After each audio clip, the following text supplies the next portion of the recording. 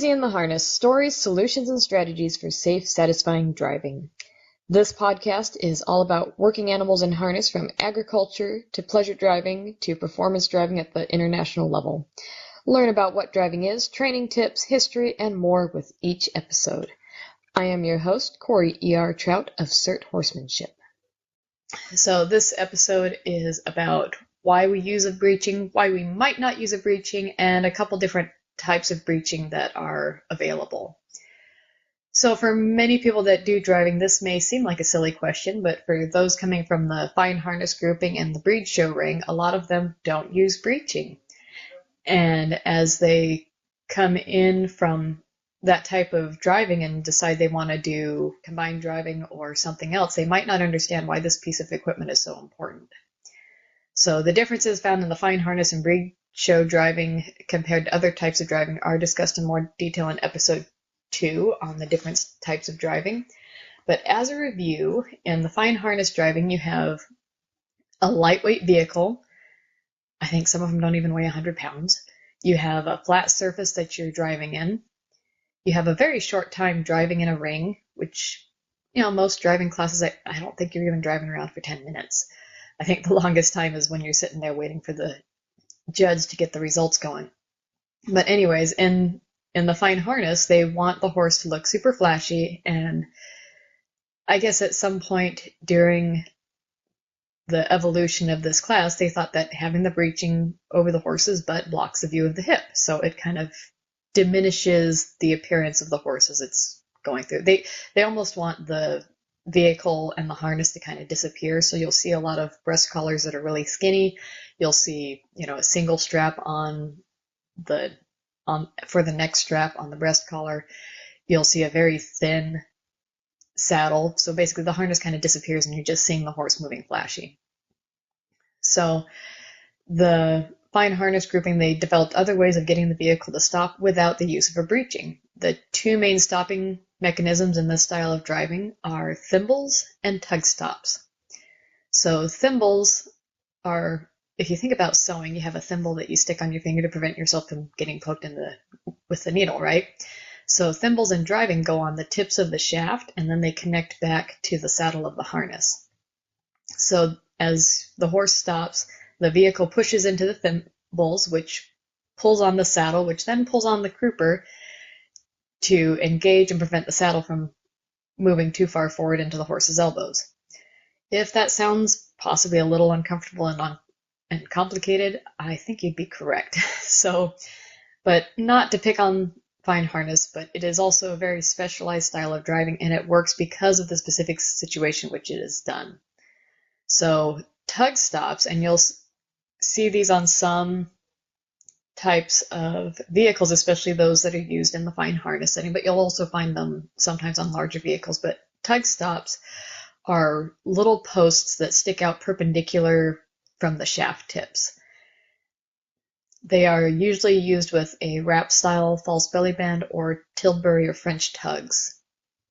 So with the wrap-style, and Tilbury and French tugs both have a long billet strap that is wrapped around the shaft, just like the wrap-style false belly band. But basically, you wrap the strap in front of and behind the tug stops, and as the horse slows, the strap is tight around the tug stops, and again, the saddle and crupper are used to stop the vehicle. So similar to the thimbles that engages the saddle, your crupper ends up being engaged to prevent the saddle from going up into your horse's elbows, and either way, both styles require pressure on the saddle in order to stop the vehicle. Now, this is kind of okay on a flat surface and with a lightweight vehicle that doesn't put a lot of pressure on the horse to begin with, but it becomes problematic if you try to go outside of a flat ring. Now, also, keep in mind that a lot of these breed shows also use arenas that are not designed for driving. The ideal footing for driving is not very thick because you don't want your vehicle sinking into the footing and putting more drag on your horse, right? So at these breed shows, they're usually not resetting the arena specifically for the driving classes. They'll have halter classes, riding classes, whatever, but they'll also have a driving class in there, and they're not going to reset the footing. So the footing is thicker and deeper, which provides more friction, and basically the footing helps to slow the vehicle down also. So yes, you do have the thimbles and the tug stops engaging, but when the horse is no longer going forward, the friction of the footing helps to slow them down too. So when the horse isn't actively pulling forward, the vehicle's already slowing down because of the deeper footing. And that's another consideration as to why you can kind of get away without breeching in this situation. So the functionality of the thimbles or the tug stops for braking your vehicle is off the saddle, and that goes away when you're no longer on a smooth surface. If you're going uphill, up and down hills, I personally feel it is very unfair to ask the horse to stop or back up the vehicle off of the saddle. That's, again, my personal opinion, driving according to Corey. Now, some people might argue that, hey, you have these international combined driving competitors that don't use a breeching on their vehicles, and that is true. I will note that in these situations, they have a vehicle with brakes. So they also have no intention of ever backing up, and they are driving multiple horses. So the first two things allow them to get away without a breeching for sure. If you have brakes on your vehicle and no intention of ever backing up, you don't necessarily need a breeching. The brakes slow down the vehicle to keep it from riding up on the horses and keeps the pressure off the saddle, neck wear, or crupper. In the combined driving events, if you see a horse without breeching, I can guarantee you that vehicle has brakes and the driver is using them. They are also invariable driving two or more horses. In addition to that, breeching is required on a single horse or the wheeler of a tandem, but with pairs, four in hand, and unicorn, the breeching is not required on your wheelers.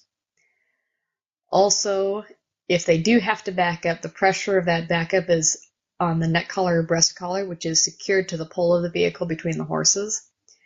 They may also have long tugs, and those are buckled into the saddle, so the horses are being backed off of a combination of the neck wear and the saddle, and they aren't doing it alone as a single horse. There are two of them. That all said, for the most part, these guys that are doing the international competition, they aren't backing up in the hazards. They're not backing up in their cones course. And in the dressage test, there's, I believe, 3 meters, which is just over 9 feet, which is on the edge of my personal tolerance level of being brief enough to not overstress the horse when you do have to back up. I will reiterate, you always see a breeching with a single horse in combined driving competitions. Two-wheeled vehicles usually don't have a brake, and there's good reason for that. If you do have a brake on a two-wheeled vehicle, it doesn't just stop the wheels. Yeah, it will slow down the vehicle, but as the wheels stop, it actually rotates the body of the vehicle around the axles, which is going to push down on the horse's back and can very easily overburden them and cause them discomfort. So brakes on a two-wheeled vehicle aren't really a good thing because it does put pressure on the horse's back. And you can use it if you're stationary. If you have to pause on a hill, okay, yeah, use your brakes so that it's not constantly pushing on your horse's breeching. But if you're going downhill, brakes on a two-wheeler doesn't really help your horse. It actually puts more pressure on them. So pairs and four in hand, you may not see a breeching. The vehicle, well, with a four-wheel vehicle, the vehicle holds itself up and you have brakes. You're typically not going to be driving a pair in a two-wheel vehicle. You're going to be four wheels carriage.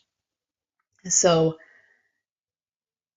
these are all things that you would consider whether or not you'd have a breeching. So not having breeching should be a conscious choice of the driver, weighing the advantages of one less piece of equipment to manage over making it easier for the horses to stop or back up the vehicle. For me personally, I am going to have a breeching on my horses because I don't think it's fair to ask a horse to stop or back a vehicle off of the saddle, crupper, or neck wear, whether it's a breast collar or neck collar. I just personally don't think that's fair. So the next half of this, I'm going to talk about styles of breeching. There are two basic styles. One is your typical box, basket, or Western style breeching, and this is what most people in carriage driving are familiar with. It basically just goes around the back of the horse's hip, midway between the dock of the tail and the hock, and it's that, extra padded strap that goes around the backside of the horse's buttocks. The other style is called a Yankee breeching, and it goes over the top of the hip, just above the tailhead and just in front of the crupper.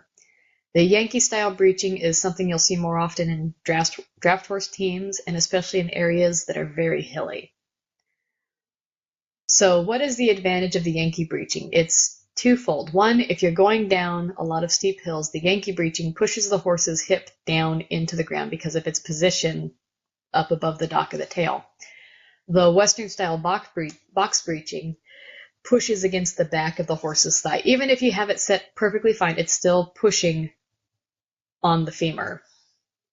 If you're going down a hill and someone is pushing on the back of your thigh, even if it's fairly high up, it still pushes your leg forward. It's harder for the horse to hold back the weight and brace against it in a Western style breeching when the weight gets to a certain point on a steep grade. Because the Yankee breeching pushes down on the top of the croup, it does not interfere and push forward the thigh, and it actually helps ground the horse into the surface that they are moving on. So you'll see in areas that have a lot of really steep hills, they tend to have Yankee style breeching. This is also more of a draft team thing, so you can find it on lighter animals. I have seen it on lighter animals. Actually, here's a movie reference here for you. The pair of horses that were used in McClintock that they had driving back and forth, they had Yankee style breeching on their horses. They were in, what was it, set in Colorado, and there's a lot of hills. So anyways, you can see it on lighter animals, but you'll more likely see it with draft horses. This style of breeching does function a little bit better with a belly backer style of breaking on a pair or team because it creates a straighter line of pull from the breeching to the pole. We do like uninterrupted lines of draft because they are more efficient in either pulling or breaking. The position of the Yankee breeching is just in front of the buckles on your crupper. There's no joint, so you don't really have to worry about it interfering with the horse's movement. This style of breeching doesn't really function well with the single horse. I've seen it used, but again, you kind of interrupt that straight line of pull because you go down and then it takes a turn to go straight to the shafts, whereas in a pair setting, it would pretty much be a continuous line from the top of the hip through to the breast strap that attaches to the pole.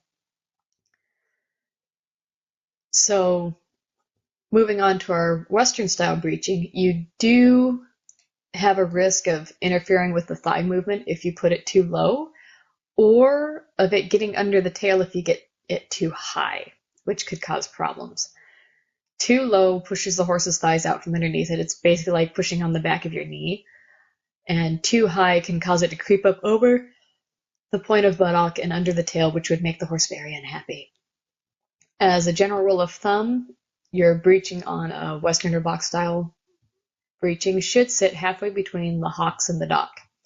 So if you don't want to eyeball it, you can grab a piece of baling twine, put one end at the dock, which is the base of the tail, and slide it down until you touch the hock. You fold it in half, and there you have the perfect placement. This puts it high enough on the femur that you're not going to take your horse out at its knees, and low enough that it doesn't run the risk of creeping up over the point of buttock. So ideally, as stated before with the Yankee breeching, you want as straight a line of draft as possible. So when you're working with pairs, a sidebacker style of holdbacks is best. And the belly backer goes better with the Yankee breeching because it gives the straightest line from the point of hip down to the pole. You might get away with a side backer on a Yankee, but I suspect it would put more pressure and stress on the crupper than would be desirable. And you can get away with a belly backer on a Western box style breeching, but it does transfer some of the weight up onto the hip strap. With your breeching, if you have a single horse, you want to be sure that your holdbacks are pretty much parallel to the breeching. There is some tolerance up or down a couple of degrees, but parallel and a straight line provides the best and most efficient line of draft for the breeching. Going down isn't too bad, but it does engage the hip strap over the top of the horse's hip. Going up, you run a greater risk of it sliding upward on your horse's thighs. As I mentioned before, the Yankee breeching isn't really appropriate for single horses. Most vehicles aren't going to provide you the correct line of draft to the footman's loop. Hopefully you found that useful and you learned a little bit more about breeching, why we use it, certain situations in which you might choose not to, and also different types. I hope you enjoyed this and learned something new. If you have questions or comments, you can reach me at easyintheharness@gmail.com. If you wish to support this podcast and other educational content, please go to our Patreon at patreon.com/certhorsemanship. That's CERT horsemanship. It will also be linked in the show notes. Being a supporting member gives you early access to the podcast episodes and transcripts. Higher levels of support give you access to videos, diagrams, and more that I have to offer, covering subjects from harness fit and function, vehicle selection, maintenance, and training your horse to drive, as well as more. This episode was produced by Amara Saldate. And remember, you have freedom when you are easy in your harness.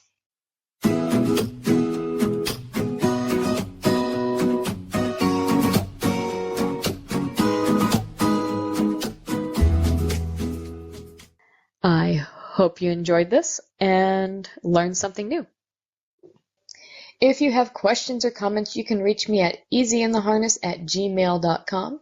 If you wish to support this podcast and other educational content, please go to our Patreon at patreon.com/certhorsemanship. That's CERT horsemanship. It will also be linked in the show notes. Being a supporting member gives you early access to the podcast episodes and transcripts.